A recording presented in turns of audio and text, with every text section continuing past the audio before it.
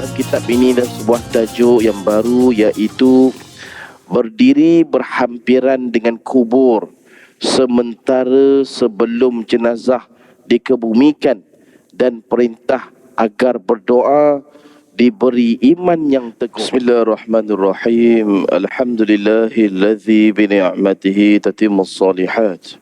Wassalatu wassalamu ala sayyidina Muhammad wa ala alihi wa sahbihi ajma'in. Assalamualaikum warahmatullahi wabarakatuh. Alhamdulillah, thumma alhamdulillah. Pertamanya dan setinggi-tingginya kita rafakkan kesyukuran kepada Allah Subhanahu wa taala. Kerana dengan inayah dan juga taufik Allah Subhanahu wa taala telah menyempurnakan hajat kita, iaitu kita telah sama-sama dapat selesai solat maghrib secara berjamaah di rumah yang paling mulia di bumi Allah, iaitu di rumah Allah Subhanahu wa taala sendiri. Dan syukur sekali lagi kita rafakkan kepada Allah Subhanahu wa taala, kerana dengan ihsannya Allah dan lembutnya Allah Subhanahu wa taala telah membukakan pintu-pintu hati kita untuk sama-sama kita duduk di dalam taman-taman syurga. Mudah-mudahan satu hari kelak kita akan pasti bertemu dengan Allah Subhanahu wa taala, dan kita bermohon agar kita dijemput masuk ke syurga Allah tanpa hisab. Kita nantikan juga di sana adalah syafaat kekasih kita Rasulullah sallallahu alaihi wasallam. Mudah-mudahan menjadi kenyataan juga kita nanti di sana. Amin amin amin ya rabbal alamin.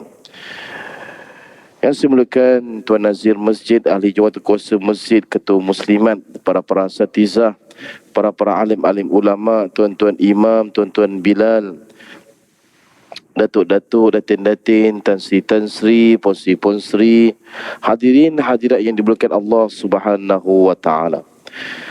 Sambungan kita dalam pengajian kitab Rahsia Kematian, Alam Akhirat dan Kiamat, karangan asal Imam Qurtubi rahimahullahu ta'ala, yang terbitkan bahkan diperkenalkan ke dalam bahasa ibunda kita oleh Al-Hidayah House of Publishers dan Berhad, dimasyhurkan bahkan diperkenalkan oleh Datuk Badli Shah di TV Al-Hijrah pada setiap hari Rabu pukul 6 petang dalam bahagian Aqidah pada tahun 2013. Dan insya-Allah tuan-tuan puan-puan dimuliakan Allah, pada malam ini marilah kita sama-sama rihlah kita untuk mengutip khazanah permata ilmu Allah Subhanahu wa taala. Mudah-mudahan apabila kita pulang ke rumah kelak, kita berkongsi dengan orang rumah dan anak-anak yang kita cintai. Moga-moga Allah Ta'ala rahmati kita semua insya-Allah. Amin amin amin ya rabbal alamin. Muslimin muslimat yang dirahmati Allah sekalian, di dalam kitab ini dan sebuah tajuk yang baru, iaitu berdiri berhampiran dengan kubur sementara sebelum jenazah dikebumikan, dan perintah agar berdoa diberi iman yang teguh. Berdiri berhampiran dengan kubur, iaitu kita satu hari kelak nanti kita dapatkan ilmu ni tuan-tuan. Kita ambil perhatian betul-betul, lapangkan hati kita, pasangkan telinga kita betul baik-baik, ambil perhatian elok-elok supaya kita nanti boleh berkongsi dengan keluarga kita di rumah. Berdiri berhampiran dengan kubur sebentar sebelum jenazah dikebumikan, dan perintah agar berdoa diberi iman yang teguh. Muslim, iaitu Imam Muslim, menceritakan suatu riwayat daripada Syamasah Al-Mahri. Dia berkata, kami mengunjungi Amru bin Ash ketika dia sedang menghadapi kematian, iaitu Naza'. Seorang sahabat tuan-tuan, riwayat daripada Syamasah Al-Mahri. Bila beliau ini, seorang sahabat ni berkunjung mengunjungi sahabatnya yang bernama Amru bin As, yang tengah dalam keadaan nazak. Maka dia pun berkata, jika kamu semua mengebumikan aku, maka tuangkan air dingin di atas tanah kuburku. Kan? Sahabat ni mohon kan, berhajat sangat apa dia kan? Jika kalian ini, iaitu sahabat tu bernama Syammasah dan sahabat yang lain, mengebumikan dirinya, iaitu Amru al-Ash, dia mohon sangat agar dituangkan air dingin di atas tanah kuburnya. Tuan-tuan, orang lama lebih tahu. Kalau orang lama dia tahu maksud air dingin tu apa. Air biasa tu maksudnya. Air macam air mineral dan sebagainya. Kemudian berdirilah di sekitarnya.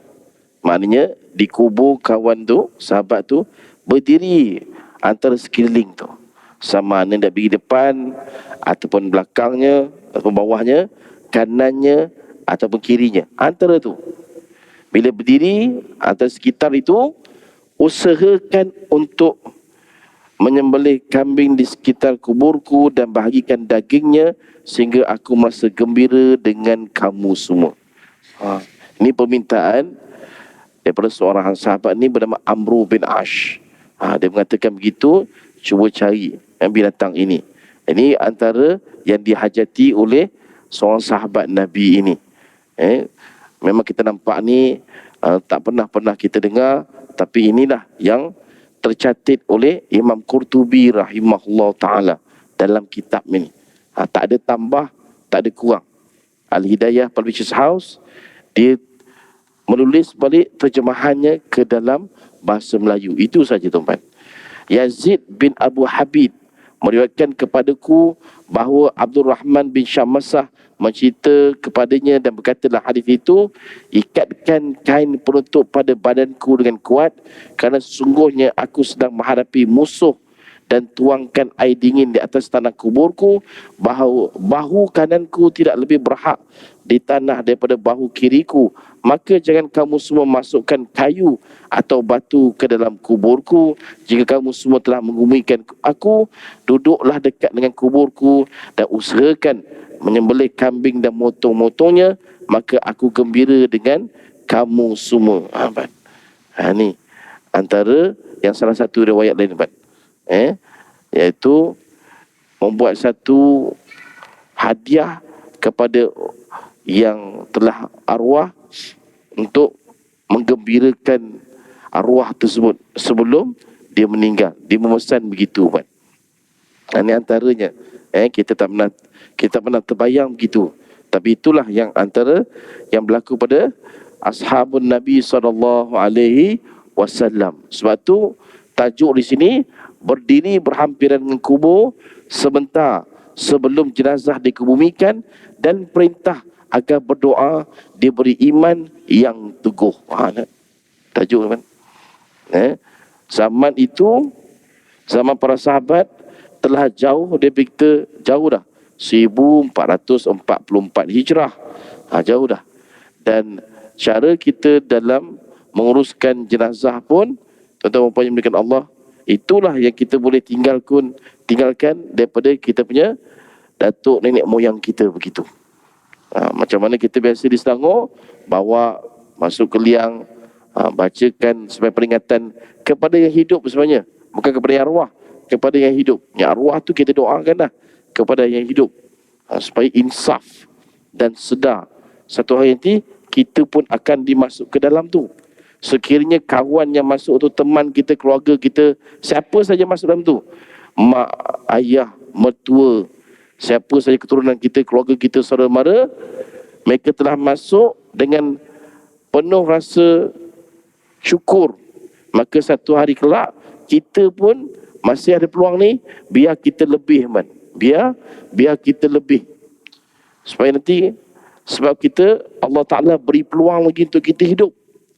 Keluarga kita Allah Ta'ala dah panggil, kita Allah Ta'ala masih bagi hidup, maka kita ambil peluang, ambil peluang sebaik-baiknya, gunalah dengan sebijak-bijaknya agar kita jangan menyesal di kemudian hari, Sebab tu penting, penting kita duduk di dalam taman-taman syurga. Inilah dia, tuan-tuan, ni taman-taman syurga, supaya kita boleh nampak. Mata hati kita ni Allah Ta'ala buka. Tengok apa yang sewajarnya untuk kita dan selayaknya untuk kita teruskan dalam buat amalan ibadah kepada Allah. Sama ada kita ini seorang ayah, seorang anak, seorang cucu, seorang menantu, seorang mertua dan sebagainya. Waktu ni tu kan, kita akan nampak. Kepada yang lain tu, kita doakan.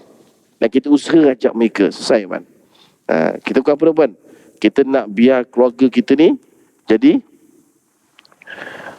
rumahku syurgaku. Tu kan. Baiti jannati. Selalu kita dengar tu. Tapi sejauh mana kita pupukkan dalam hati kita ni nak dapatkan baiti jannati. Sejauh mana kan? Kita buat tak macam mana Nabi ajar? Nak masuk tu bismillah, bagi salam, kaki kanan. Tu Nabi ajar. Nabi ajar hadis sallallahu alaihi wasallam, siapa yang baca bismillah, siapa yang bagi salam, syaitan takkan masuk rumah dia. Buat kan? Dan sejauh mana kita praktik kan? Ada tak kan? Kalau tak ada, mulai malam ni buat malam ni. Bila kita buat tu, barulah makhluk halus tu tak berani nak masuk. Sebab kita bagi salam tu, bismillah lagi, kaki kanan lagi. Kan? Ni hebat Islam kan. Akan mewarnai rumah tu dengan cahaya iman, dengan hidayah Allah. Walaupun orang tengok rumah kita suram, tengok pada jauh suram, tapi di sebalik suram tu ada ketenangan. Berapa ramai orang tengok rumah orang yang miskin, papa ke dana, macam nak roboh lah. Tapi orang tengok seronok rumah, tenang kan?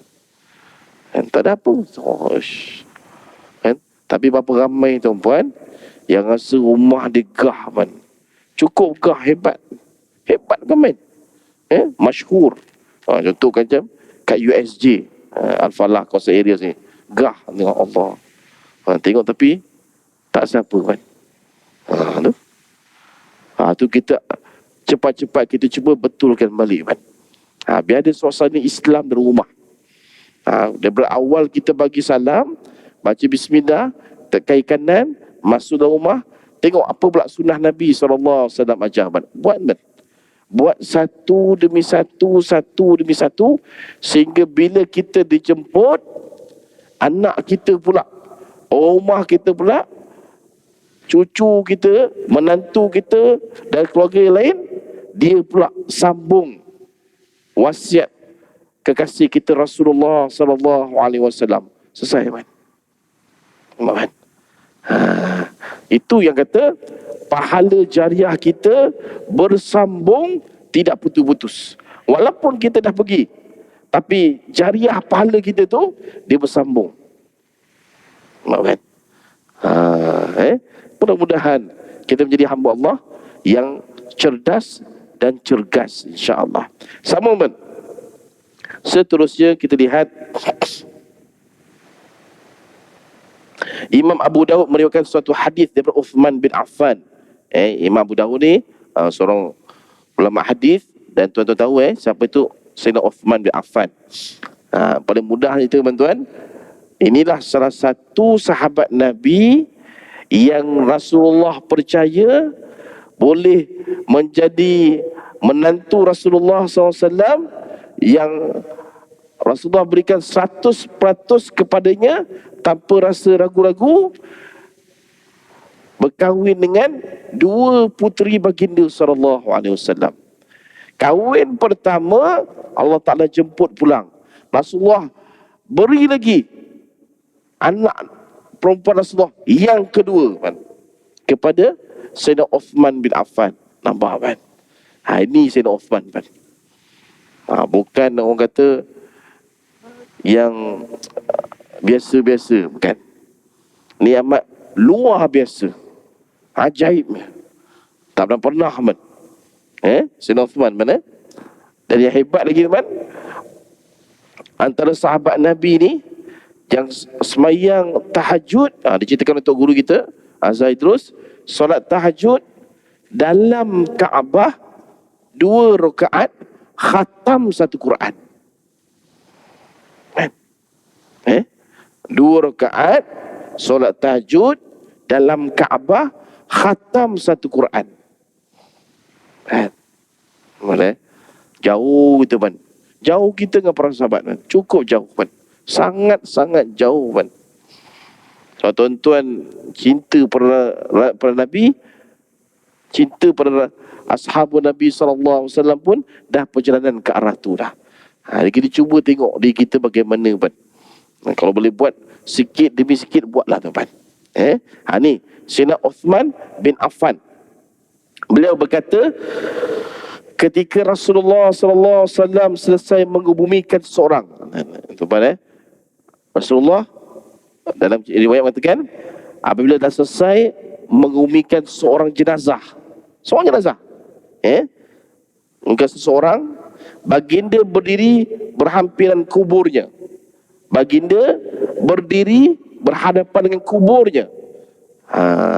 Sama di depan, sama di kiri, sama kanan, belakang. Tapi mana pun, ala kulli hal pun berhampiran dengan kubur yang Rasulullah tanam ni. Dan Rasulullah bersabda sallallahu alaihi wasallam, mohonkan keampunan bagi saudara kamu semua. Minta pada Allah supaya Allah Ta'ala maafkan dia,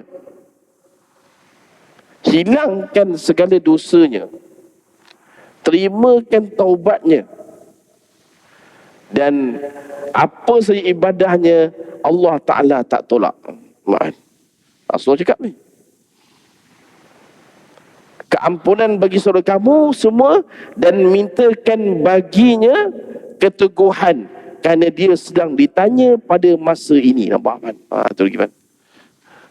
Minta lagi, bukan sekat kemaafan pada Allah, tapi biar teguhkan hatinya, imannya, dalamnya, kerana dia sekarang tengah ditanya, disoal oleh malaikat maut.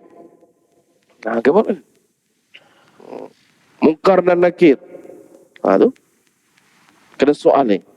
Sedang disoal pada masa ini. Rasulullah cakap. Mana?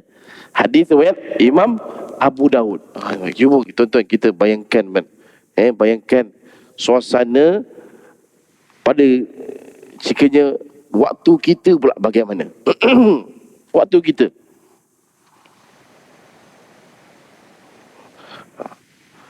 Kita cuba teman-teman, ulama ajar, minta doa kepada Allah selalu, tsabbit qalbi ala dinik wa ala ta'atik. Ya Allah, tetapkanlah hatiku ke atas agamamu dan ketaatan kepadamu. Minta man. Taat pada agama Allah dan ikut perintahnya. Dah. Dia minta man. Bila dunia kita buat betul-betul, insya-Allah di bawah itu nanti amal kita lah yang akan membantu kita. Amal kita. Orang yang lazim baca Quran, Quran tu akan berhujah untuk dia. Orang yang selawat atas Nabi baginda sallallahu alaihi wasallam, Rasulullah akan bantu dia. Orang yang selalu mulazamah dirinya mengambil wuduk sebelum tidur, wuduk itulah yang akan pertahankan dia. Orang yang selalu bersedekah, wakaf dan infak, itulah yang akan membantu dia nanti. Begitu juga orang yang dia khidmat khadam untuk ayah dan ibu dia sewaktu dia ada atas dunia. Itulah amal tersebut yang akan pertahankan daripada malaikat-malaikat tu daripada menghukum diri dia.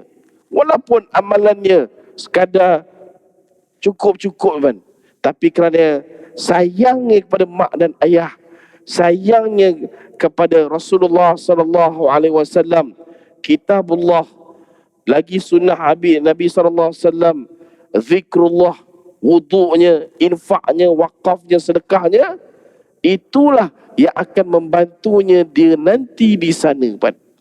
Kan? Sebab tu kat dunia kan, dunia ni dua benda penting untuk kita kan. Hablum minallah wa hablum minan nas. Dengan Allah Ta'ala tuan, kena betul-betul kita ikut syariat Allah kan. Hablum minallah, ikut syariat Allah.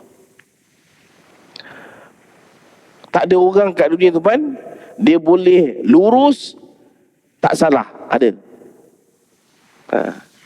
Sebab tu Allah Ta'ala bagi kat surah Al-Baqarah tu kan, ayat apa? La yukallifullahu nafsan illa wus'aha, laha ma kasabat wa 'alaiha ma iktasabat. Rabbana la tu'akhidna in nasina aw akhtana. Tu. Ya Allah, maafkanlah kami, terimakanlah kami, dan apa yang kami ada buat cuai, lalai, apa kata, tulas dan sebagainya, maafkanlah kami ya Allah. Maafkan kami ya Allah. Ni manusia kan. Quran tuan-tuan baca satu surah Baqarah tu, belakang-belakangnya ayat tu, nak habis tu, la tu'akhidna in nasina aw akhtana. Dah, Allah Ta'ala ampunkan kita. Kenapa manusia pula yang menilai kita, yang kata kamu ni macam ni, macam ni, macam ni, macam ni?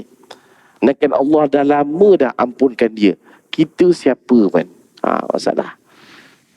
Kita manusia ni suka sangat kan, menjaga tepi kain orang. Nakkan benda tu bukannya layak untuk dia bicara kan. Malu kita kan. Allah Ta'ala ampunkan dia, kita pula sibuk-sibuk kan nak hukum dia. Jangan kan. Jangan kan. Kita takut nanti kita ke akhirat nanti kan, kita menjadi muflis kan. Muflis kan. Orang tu tak buat apa pun, tiba-tiba pahala datang kat dia bertimbun-timbun. Terkejut dia. Jadi kita kat dunia kan, hati-hati kan. Kat Allah Ta'ala gitu, wa hablu minan nas, dengan manusia kan, kena buat baik kan. Hukum tu kena buat baik kan, bukan sunat dah. Dengan manusia ni, hukum ni betul-betul kena buat baik. Dia jadi menjadi wajib. Bila orang tu seorang mukmin, dia tahu kalau dia tak buat baik, dia akan dituntut di akhirat. Ni orang mukmin, prinsip dia. Sebab tu bagi orang mukmin, diri dia wajib buat baik dengan orang. Cukup wajib bagi dia. Muamalah dia dengan orang cukup baik. Punya lemah lembut bahasa dia pakai. Dia punya silaturahim dia jaga betul. Bahasa dia gunakan, orang pun sedap dengar. Lunak hati orang, telinga pun sedap dengar. Istilah bahasa kita, mulut manis kan. Mulut manis. Bayangkan tuan-tuan semua di sini, mulut manis kan. Hablum minan nas. Dengan manusia kita betul buat baik betul. Bayangkan orang semua dalam ni, semua doa untuk kita. Tuan-tuan perempuan tak nampak lagi. Makhluk yang lain yang tak nampak tuan-tuan, doa tu tuan-tuan, nampak kan? Tak rugi kan? Kat dunia ni kita tak rugi kalau jadi baik. Tak rugi. Yang jadi rugi bila kita menyesal tak sudah di sana. Semua orang seronok di mana di padang mahsyar kan? Rasulullah SAW berpesan, orang yang akan bersama dengan aku di padang mahsyar nanti, kumpul dengan aku di sana, adalah orang yang sebaik-baik akhlak. Sebaik-baik akhlak. Tuan-tuan nak duduk dengan siapa Iban? Kalau tak nak duduk dengan Rasulullah SAW, tuan-tuan duduk siapa? Alhamdulillah. Siapa tuan-tuan duduk? Lepas tu dari sekarang Ban, dari sekarang kita olahkan balik hati kita, jadi baik Ban. Biar jadi baik betul. Mulai malam ni, tukar watak kita sebenar. Seorang ayah, seorang suami, seorang isteri, seorang ibu, seorang anak, seorang mertua, seorang menantu, seorang cucu. Jadi elok dalam. Jangan berkasar bahasa dengan orang. Jangan, Pak. Biar baik-baik dengan orang. Lepas tu, pastikan jaga air muka kawan tu. Jaga. Siapa yang menjaga air muka kawan tu, tuan-tuan bayangkan, bila kita istilahnya, kita tutup aib dia di dunia, Allah Ta'ala akan tutup aib kita ke akhirat. Bayangkan, akhirat tu Allah tak tutup, sebenarnya kat dunia lagi Allah Ta'ala dah jamin kita, kan? Nampak, kan? Lepas tu kena ingat, kan? Duduk kat dunia ni bukan kita nak sonok-sonok kosong kan? Nak gelak tak tentu hala, macam orang tak siuman dah. Kan? Setiap kita, kan, ada perasaan. Kita semua ada perasaan. Dan ada sifat terasa. Jadi hati-hatilah bila bermuamalah dengan orang. Jangan over, jangan kurang. Tengok bagaimana sirah baginda sallallahu alaihi wasallam dalam muamalahnya dengan orang, kan. Kat situ tuan-tuan belajarlah. Tengok macam mana. Sambung, tuan. Muslimin muslimat mati Allah sekalian, dan mintakan baginya keteguhan kerana dia sedang ditanya pada masa ini. Dalam Nawadi al-Usul, Abu Abdullah Al-Tirmizi Al-Hakim meriwayatkan satu hadis daripada Uthman bin Affan. Beliau menyatakan bahawa Rasulullah SAW selesai menguburkan jenazah seseorang, baginda berdiri dekat dengan kuburnya dan berdoa agar dia diberikan keteguhan iman. Baginda bersabda, ma yastaqbilul mu'min min hauli akhirah illa wal qabru afdha'u min. Seorang mukmin akan menghadapi ketakutan akhirat setelah dia menghadapi ketakutan kubur yang lebih dahsyat. Man. Mukmin, man. Rasulullah kata mukmin, bukannya Islam. Mukmin. Maksudnya mukmin ni tahap dia tinggi lagi, man. Tinggi lagi. Dan untunglah kepada siapa yang sampai ke tahap itu. Cukup untung. Dia akan seronok nanti dia sadar. Tapi amatlah jelek dan amatlah sebab bila orang tu tak sampai ke tahap mukmin. Sebab apa? Waktu dia di dunia dahulu, dia tak sungguh-sungguh dan tekun nak jadi mukmin. Habis dia. Siapa rugi? Diri sendiri, man. Man. Lepas tu kita kat dunia ni, man, sama-sama kita, man, biar berlumba betul. Jadi seorang mukmin yang sejati. Tuan-tuan tak faham, buka Quran. Cari surah Al-Mu'minun. Buka ni. Qad aflahal mu'minun. Allah tak nak bagi dah awal lah. Allah tak nak bagi kekuatan maksud tu. Tobitnya. Telah berjayalah orang-orang yang beriman. Allah tak ada. Falaha tu kan berjaya. Lagi, apa tu? Siapa tu yang telah berjaya? Orang beriman. Orang beriman macam mana yang telah berjaya? Allazina fi solatihim khashi'un. Dah selesai, Pak. Yang mana waktu solatnya mereka khusyuk, pengabdian diri mereka kepada Allah Ta'ala tu. Itu Ibn Jauzi mengatakan, masuk khusyuk bagi diri dia adalah, ditafsirkan khusyuk bagi diri dia, orang itu tak kenal siapa di depannya, tak kenal siapa di belakangnya, tak kenal siapa di kanannya, tak kenal siapa di kirinya. Dia hanya kenal sebutan Allahu Akbar. Tu kan. Nampak, kan? Itu khusyuk, kan? Lepas tu sahabat Nabi, kan, pernah dengar cerita, dicerita oleh almarhum untuk guru kita, iaitu Datuk Ismail Kamus. Datuk Ismail Kamus kata apa? Kita kasi mengenai Saidina Ali, man. Mengenai Saidina Ali. Satu waktu tu tiba-tiba anak panah, man. Anak panah tu kena pada tumit Saidina Ali. Dia diceritakan oleh Datuk Ismail Kamus. Dia betul-betul kat tumit Saidina Ali. Tumit. Tepat kena. Sahabat tanya, wahai Ali, nak cabut ni macam mana? Kau cabutlah ketika mana aku tengah semayang. Kau cabutlah ketika mana aku tengah semayang. Habis semayang, saya ditanya, waktu bila kau cabut? Kau kata, bukan kau pesan tadi, cabut waktu semayang. Nampak, kan? tak rasa waktu sembahyang kan. Ini tahap sahabat Nabi punya sembahyang kan. Khusyuk mereka kan. Kita tak tahu nak bayang macam mana kan. Sayyidina Ali ni kan, bukannya orang hidup mewah kan. Tak. Tapi Sayyidina Ali ni kan, orang yang, insan yang mewah dengan kata-kata hikmah kan. Hebat. Ajaib. Luar biasa kan. Ni Sayyidina Ali kan. Kita tengok kan. Cuba kita tengok kan, diri kita punya khusyuk tu macam mana. Khusyuk tu macam mana. Bagi seorang umat baginda sallallahu alaihi wasallam kan. Sama Ustaz. Mukmin akan menghadapi ketakutan akhirat.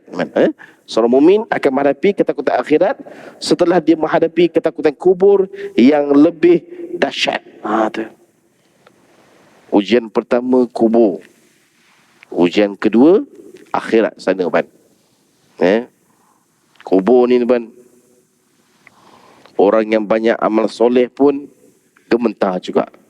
Apatah lagi orang yang tak endahkan langsung nak beramal soleh. Lagilah. Sebab tu tuan-tuan boleh tengok tadi, khatib ada baca tentang teks khutbah Jumaat mengenai zakat, mengenai nak hilangkan gelisah hati kita dengan bersedekah, berwakaf dan berinfak. Nampak kan? Ada kaitan. Kan? Sebab apa Allah Ta'ala berikan sedekah kan? Bukannya lain. Sebab itulah salah satu sifat manusia yang manusia berkira dan dia nak pulangannya cepat. Itu manusia. Patut Allah Ta'ala uji mana betul-betul hamba aku yang beriman, dia sudi memberikan duitnya, penat lelahnya, apa saja dia tinggalkan untuk agama Allah. Allah Ta'ala uji. Sebab manusia ada sifat bakhil, kedekut, berkira. Ini manusia kan. Dan Allah Ta'ala uji mana satu yang sahut seruan ilahi tu, yang sudi nak menginfak tu. Ni. Jadi kita ambil peluang tu di kita kan.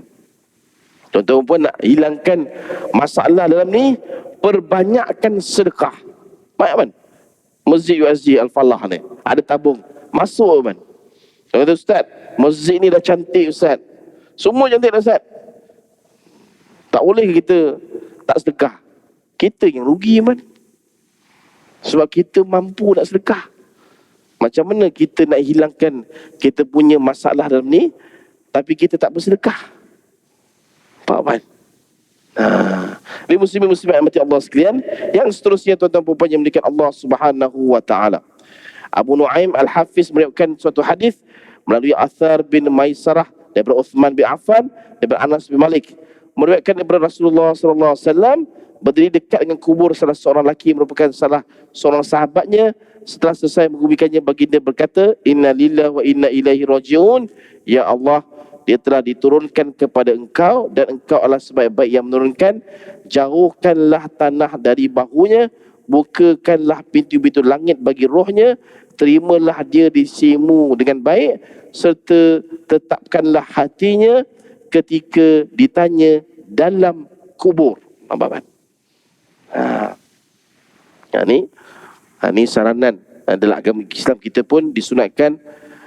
Agama kita dia mengajar kepada yang akan dijemput ilahi itu, kita dah tahu waktu dia, maka agama kita mengajar, pergi kat telinganya, ajarkan dengan syahadah, ajarkan dengan doa, supaya doa kepadanya supaya ni tuan, tetapkan hatinya ketika ditanya dalam kubur. Ada juga riwayat lain mengatakan, bagi tetapkan lisannya supaya boleh berjawab nanti dekat dalam kubur tu nanti. Tetapkan pendirian lisannya. Jangan bagi dia jadi takut, panik, gemetar, menangis dan sebagainya. Mana-mana pun perasaan tu memang ada. Hanya biarkan ada kekuatan untuk dapat jawab, teman. Itu penting, teman. Kita, keluarga kita nanti, ataupun kita suatu hari nanti, kita akan bertemu dengan ilahi, teman. Sebelum kita bertemu dengan ilahi tu, khadam-khadam Allah Ta'ala tu, iaitu malaikat maut, munkar dan nakir, akan bertemu kita dahulu, teman. Dan sebelum bertemu kita dahulu, teman, waktu dunia inilah kita perelokkan dan kita perbanyakkan. Bahkan kita mengajak dan menjemput keluarga kita supaya buat persiapan sebaik-baik persiapan, teman. Sebab apa saya kata itu, teman?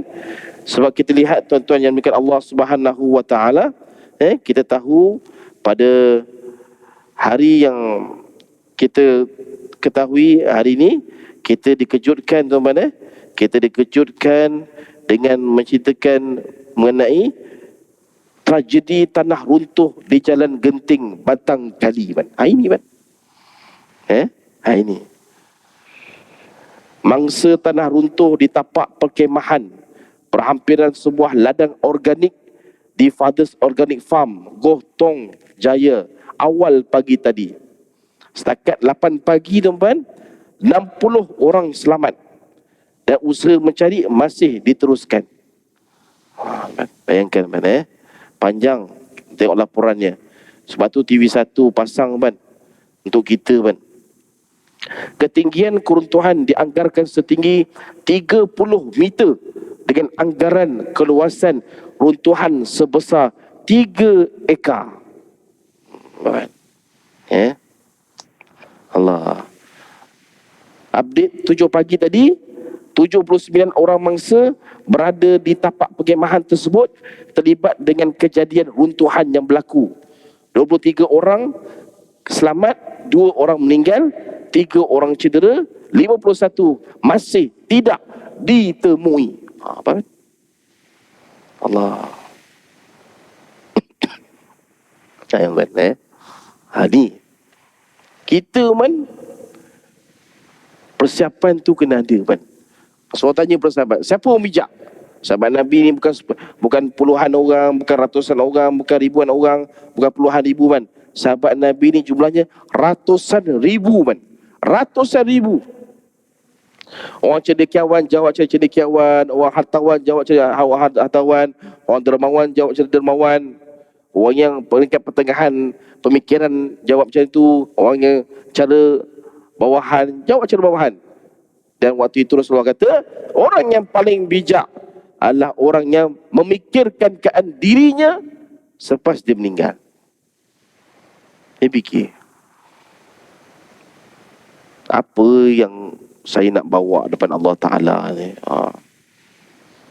Macam-macam dah dapat. Minta Allah Ta'ala bagi. Minta isteri yang berkenan di hati, Allah Ta'ala bagi. Minta anak yang apa kita nak, Allah Ta'ala bagi. Cari kerja, minta Allah Ta'ala bagi. Semua dah bagi, ya. Minta rumah yang selesa, Allah Ta'ala bagi. Minta kenderaan yang memuaskan hati, Allah Ta'ala bagi. Semua bagi dah.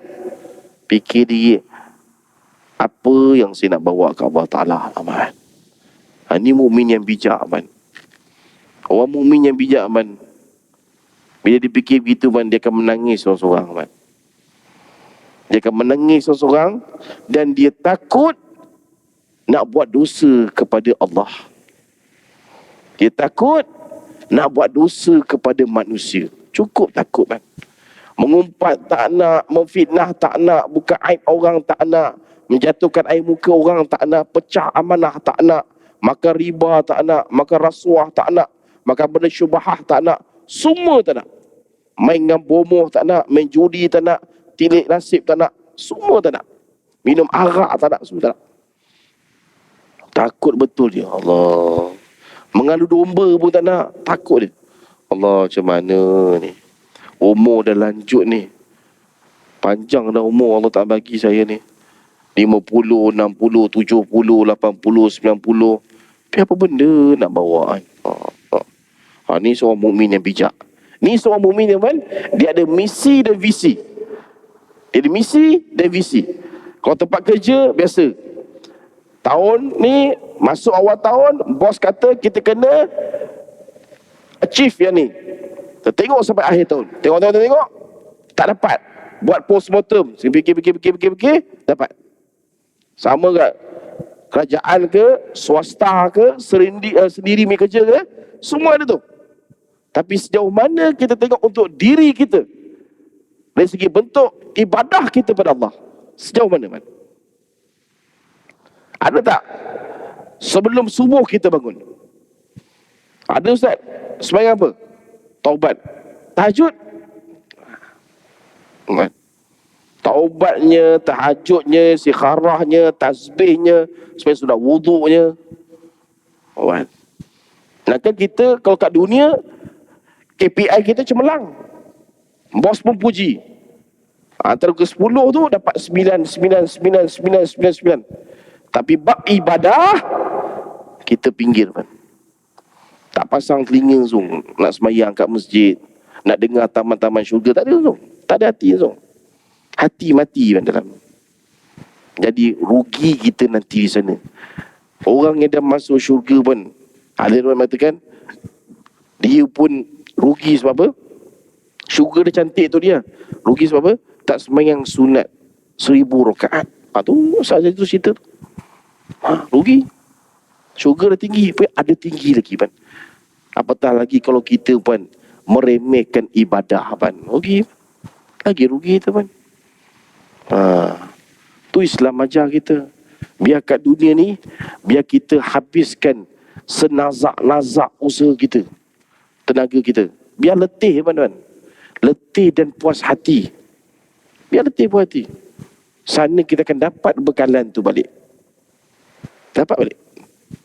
Biar ditutup semua kita punya keaiban kita waktu kat dunia. Kita ada salah dengan Allah, kita ada salah dengan manusia. Kita dah cuba dah, ada salah. Mudah-mudahan yang amalan ibadah kita yang lain, sama ada semain sunat ke apa tu ibadah yang sunat lain, Allah Ta'ala tutup kita punya keaiban, man. Habis, man. Bahagia kita di sana. Mana? Lepas tu kena ingat, man. Lepas tu duduk kat dunia, man. Duduk kat dunia ni kena duduk dengan orang-orang yang soleh. Tak faham maksud apa? Orang soleh ni, dia kalau duduk dengan orang, man, dia takkan keluar daripada lidahnya suka memfitnah orang. Tak ada. Suka mengadu domba. Tak ada. Orang tak faham ustaz, mengadu domba tu apa ustaz? Dia suka melagakan orang. Mat tahu tak dia kata apa kat kau tadi? Apa dia? Betul, Mat. Dia suka tengok tu watak kawan tu rasa marah. Tu, kan? Tu maksud laga orang. Dan orang yang suka laga ke orang, kan, pada masyar nanti ada riwayat mengatakan dia dibangkitkan daripada kuburnya dan Allah Ta'ala perintahkan malaikat campak terus dia dalam neraka. Campak terus dalam neraka. Sebab apa? Kerana dia orang yang baik, di surau ke, di masjid ke, di pejabat ke, di jiran-jiran ke, jadi bertelagah, bergaduh ni. Sebab dia tak akan langsung ada kemaafan. Bangkit dari kubur, campak terus Allah Ta'ala perintah. Campak terus, man. Tak dapat. Lepas tu kena ingat, man. Kita duduk dengan orang, jangan hati sekali pun nak berlagakan kawan. Jangan, man. Kita akan dapat padah dia. Sekali kita buat orang, Allah Ta'ala pulang kat kita sekali. 10 kali kita buat kat orang, 10 kali Allah Ta'ala bagi. Nanti kita tengok. Tak percaya, tuan-tuan tengok ni, man. Dan sebagai kesimpulan, tuan-tuan puan yang dimuliakan Allah SWT, sebelum kita buat tu, kita berikan laluan dulu kepada Tuan Bilal untuk lakukan azan. Akhirnya semua izin nanti untuk buat kesimpulan, insya-Allah. Di muslimin-muslimat mati Allah sekalian, sambung sikit tuan-puan. Kesimpulan yang kita buat pada malam yang penuh bermakna ini daripada tajuk yang kita tengok, yang saya kongsi dengan tuan-puan tadi, iaitu berdiri berhampiran dengan kubur sebentar sebelum jenazah dikebumikan dan perintah agar berdoa, diberi iman yang teguh adalah, tuan-tuan puan-puan yang Allah. Marilah kita sama-sama, sementara kita masih lagi nyawa di kandung badan, satu je sifat yang boleh kita buat adalah dengan kita maafkan saja orang yang ada buat salah dengan kita, Pan. Memang nampak berat, Pan. Orang selalu melakukan kita macam-macam. Ustaz, saya tak boleh, Ustaz. Kalau ustaz tahu cerita saya, ustaz mesti tak boleh. Tapi itulah tuan-tuan yang mulakan Allah. Orang yang mana memaafkan orang, tuan-tuan akan tengok ganjarannya cukup besar nanti bila bertemu dengan Allah. Cukup besar, kan? Kita maafkan dia saja, tuan-tuan. Kita doa mudah-mudahan Allah Ta'ala maafkan kita dengan dosa besar yang kita pernah buat kepada Allah. Ingat, kan? Jangan tuntutlah. Jangan tuntut. Biar Allah Ta'ala selesaikan dia. Kita maafkan dia. Yang kedua, husnuzon pada Allah, husnuzon pada manusia. Sangka baik kepada Allah, sangka baik kepada manusia. Apa yang tuan-tuan perempuan kena sekarang daripada Allah, sama ada ujian, musibah, bala bencana, malapetaka dan sebagainya, husnuzon pada Allah, kan? Sangka baik pada Allah. Kita nampak yang depan lagi. Apa dia? Kafarah Allah Ta'ala ampunkan. Darjat Allah Ta'ala tinggikan. Pahala Allah Ta'ala bagi, kan? Nampak, kan? Siapa yang tabah tu, itulah, teman. Jangan putus asa doa. Jangan putus asa. Bila kita diberi gitu pada Allah, lagi kuat kita hubungan dengan Allah. Lagi kita nak sembahyang malam pada Allah. Lagi kita nak puasa sunat kepada Allah. Lagi kita nak buat baik kepada Allah. Husnuzon pada manusia pula, sangka baik pada manusia. Tiba-tiba kita sangkakan yang itu dia akan bagi, rupanya lain. 360 darjah luar daripada cakapan kita. Sangka baik je, man. Biar sangka baik kepada dia. Satu hari nanti, tuan-tuan, orang yang begini, man, dia akan datang jumpa kita, man. Akan datang. Dan dia akan malu jumpa kita. Malu. Yang paling malu ni, bila di saat dia nak menunaikan ibadah umrah dan haji. Paling dia kemalu.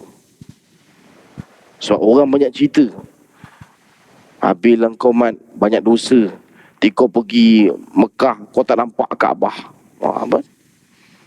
Kau pergi Masjid Nabawi, habis kau tak boleh masuk dalam. Dia fikir. Dan orang yang dia nampak semasa dia pernah buat aniaya waktu dia sihat, dia akan cari. Waktu tu dia akan tunduk kepala, dia akan menitis air mata minta maaf. Tuan-tuan, maafkan dia. Sambil maaf, tuan-tuan, nasihat dia. Nasihat. Kena nasihat. Orang begini kena nasihat. Baru dia tahu nilai hidup tu.